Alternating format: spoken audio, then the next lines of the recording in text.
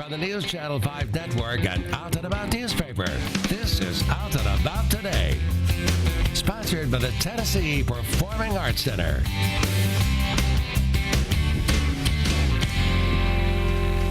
Hello, I'm Chuck Long, and we're glad you joined us for another edition of Out and About Today. Now, we've got a busy show tonight. Later on, Sandra Barnes will be here to discuss HIV rates in black men having sex with men. But first, we are talking all things Oscar on Buzz About. From the big controversy around diversity known as #OscarsSoWhite to our own prediction on who's going to take home the Golden Boy. Joining me, my co-host Pam Wheeler and Brent Meredith, and our special guest panelist from the Tennessean Opinion Engagement Editor, David Plazas. Welcome to the show, David. Thanks so much, Chuck. Appreciate it. Yeah, we're glad you're here. Yes, we are. Good to see you guys as well. Thank you. Yeah. So you know I love this season. We're going to introduce David to my love of Oscars. We love Oscar. We do. Yes. It is a fun thing. Have you always been an Oscar fan? Always. I've had an Oscar party in my house for decades, or for over a decade now, yeah. Have you really? I used to have one until just about a couple of years ago, but for about 20 years, yeah. No, it's a fun time. So I'm right now in the process of watching all the movies. I've gotten through 2 of them and plan to, before February 28th, to have all those movies watched. Good. Then we'll really compare notes then. Yeah. Okay, so we're going to first talk about the diversity issue, because that came out because all 20 acting nominations, all white. There are no people of color in there. So, of course, Jada Pinkett Smith started the campaign and said that it is unfair, and now it is, erupted into this huge controversy. It's very interesting because then other people have been speaking up, including actor Ian McKellen, who is gay, and he said that one of the big problems, too, is that women have continually been ignored over men in Oscar history, too, when you think only one woman's ever won Best Director, and then gays, he said, have been discriminated against, too. So he said it's not just people of color. So when you first heard that, though, kind of what was your opinion? Brent, what was your take on that? Well, as we were saying earlier, it's curious to me because I feel like they're nominating movies that are of that quality, and is it that the Academy itself is discriminating, or are they just not being given the opportunity to nominate folks who fall into those categories? I think it could be a little bit of both. Right. Ultimately, there have been good roles for those people, and they haven't won. So it's just never anything that's been crossed my mind until now, but now that attention's been drawn to it, it's definitely created a lot of fodder. I mean, people are really polarized people on the issue. Absolutely. So, Pam, what about you? Well, I don't know if this is what Brent just said, because I'm not sure if we're on the same page, but is the issue maybe there should be more roles? Yeah. Right? Yeah. There should be more opportunity for GLBT to be visible, African Americans, and maybe that's it, that there's not as many to choose from. Like, is Jada Smith, does she think in her mind Will Smith should have been nominated? Is who are we talking about that were ignored? And I think that's a very good point, because he was in one of the big movies this year, Concussion, and a lot of people were predicting that he might get a nomination. He didn't, but was it just that maybe he was the 6th on the list or something? David, you're all about opinions. We know from the Tennessee. So what is your opinion on this? I don't think that there's obvious racism. I think there might be a bias based upon what you're comfortable with. Sometimes historically we've seen it at the Oscars over 40 years ago when Marlon Brando won the Best Oscar for The Godfather. He highlighted Native American rights, for example, by having a Native American activist pick up the Oscar for him.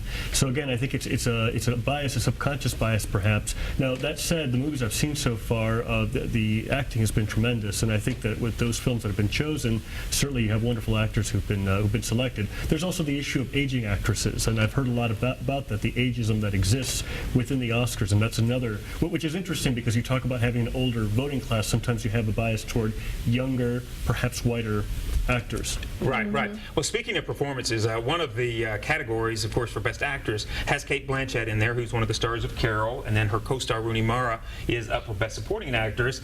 This is one of the movies, though, that's causing a little controversy because of no nomination for Best Picture. We're going to take a look at it right now, and then we'll talk about it on the backside. She's still my wife. I love her. I can't help you with that.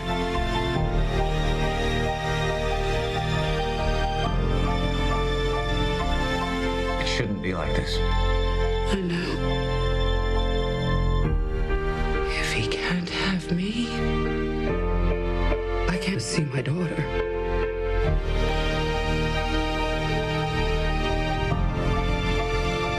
Everything comes full circle.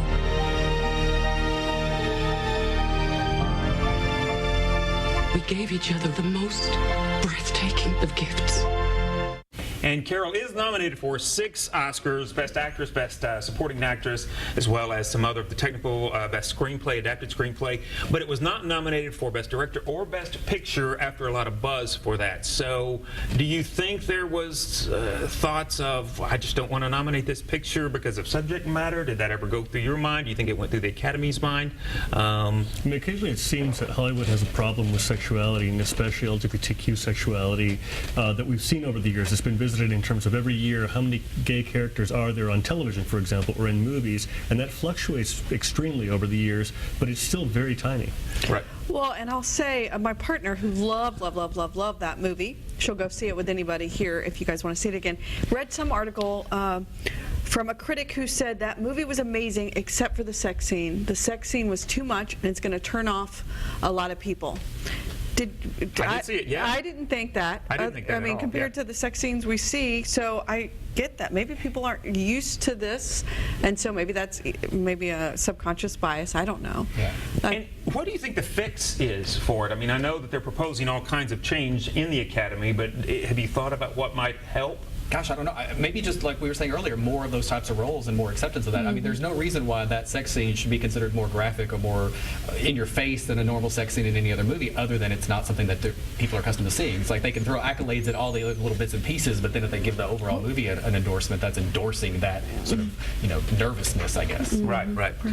Well, people of different generations are gravitating toward other type of media. It's not just the movies, and you have these big production values. Not everybody can afford that, but you have certain niche groups that are going elsewhere, so the Oscars may be irrelevant to them, and maybe that's something the Oscars have to pay attention to. That's a good point. That's a very good point. So on that note, we are going to take a break. We didn't get through everything that we were going to, but we never do, but that's just the way it is. We've got a lot to say. When we come back, though, we are going to make our fearless Oscar predictions, so come on back with us.